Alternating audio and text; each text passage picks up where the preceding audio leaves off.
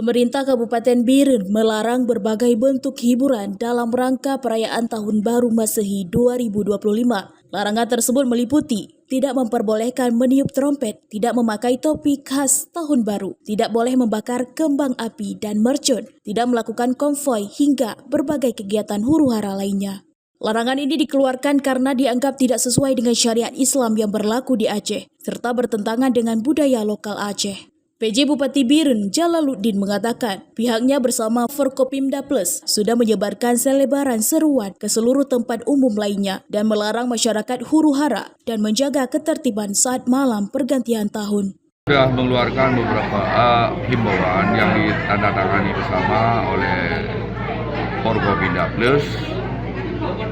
Ada himbauan-himbauan terutama menjaga ketertiban, tidak boleh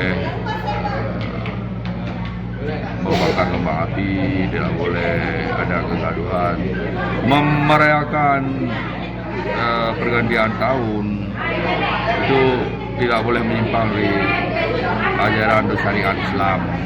Ada perayaan-perayaan khusus, tidak ada. Masyarakat juga kita himbau tidak merayakan secara vulgar.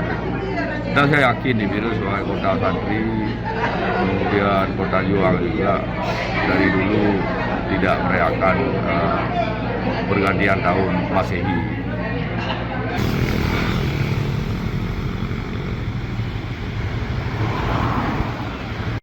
Dari Biren, Raisul Barit melaporkan untuk Puja TV.